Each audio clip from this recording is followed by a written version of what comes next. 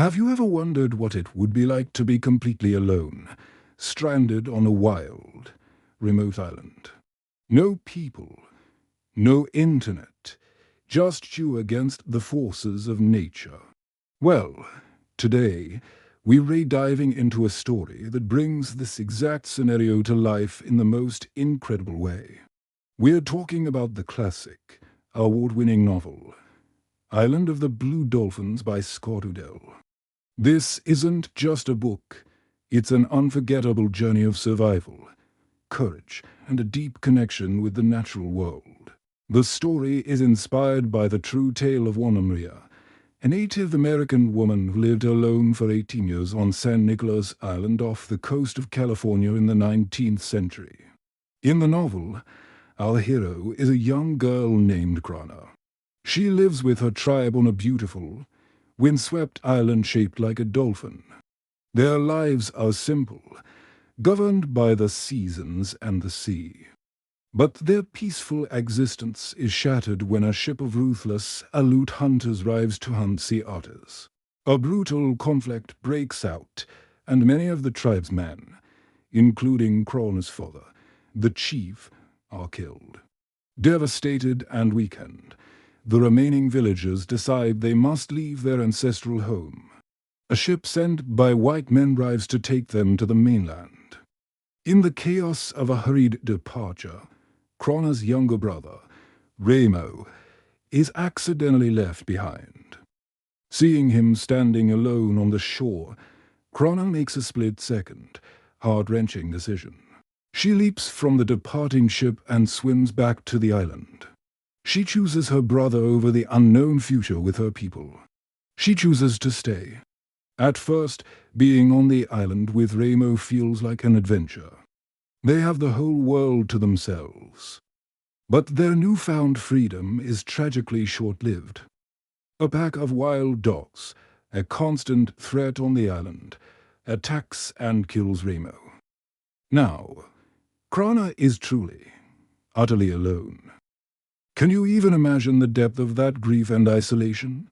A young girl, surrounded by the vast ocean, with no one to turn to.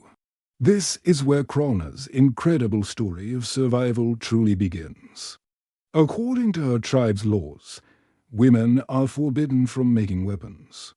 But with the wild dogs roaming the island, Krana knows she must break this tradition to survive.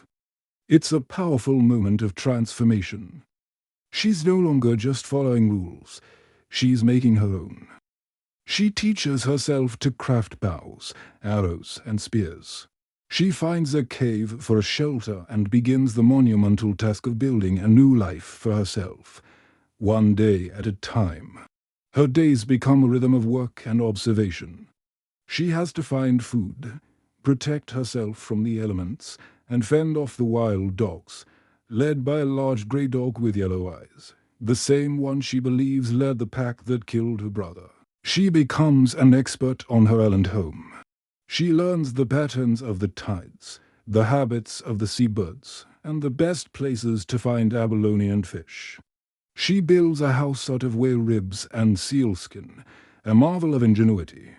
She even constructs a canoe, hoping to one day sail to the mainland herself. But the island is not just a place of hardship. It's also a place of wonder and unexpected friendship. One of the most touching parts of the story is Krana's relationship with the animals. She's been hunting the leader of the wild dog pack for a long time. When she finally manages to wound him with an arrow, she tracks him to his lair. But when she finds him, injured and helpless, she can't bring herself to kill him. Instead, she carries him back to her home and nurses him back to health. She names him Rontu, which means fox eyes in her language. Rontu becomes her loyal companion, her friend, and her protector. He's no longer her enemy, but her family. Through Rontu, Krana's relationship with the natural world deepens. She befriends the birds she names Tana and Lore. She even develops a strange, cautious friendship with a sea otter she calls Monani.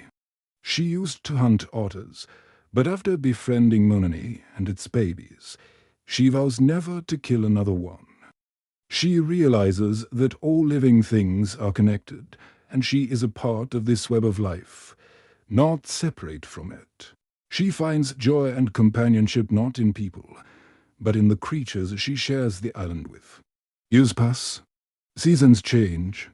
Krana grows from a girl into a woman. She faces incredible challenges: an earthquake that nearly destroys her home, a tsunami that floods the island, and another tense encounter with the Aleut hunters who return. During their visit, she befriends a young Aleut girl named Tutok. They can't speak the same language, but they exchange gifts and form a silent, fleeting friendship. When Tutok leaves, Krana feels the pain of loneliness wash over her once more, a stark reminder of the human connection she's been missing.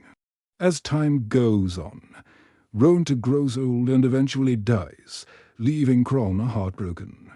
It's another devastating loss. But she finds a young dog who looks just like him, believes it to be his son, and names him Rontuaru, or son of Rontu. Her life continues, a cycle of solitude, survival, and a quiet, profound bond with her island home. She's no longer just surviving, she is thriving. She's a master of her environment, self-sufficient, strong, and at peace. Then, after 18 long years, another ship appears on the horizon. This time, it's a group of men sent to find her. The world she left behind has finally come back. The decision to leave is not easy. This island, once a place of tragedy, has become her home. The animals are her family. But she knows she cannot stay forever. Wearing a beautiful comb and feather skirt she has made, she boards the ship with Rontuaru, saying a final, silent goodbye to the island of the Blue Dolphins. The ending is bittersweet. We learn that her people were lost at sea long ago. She is the last of her tribe.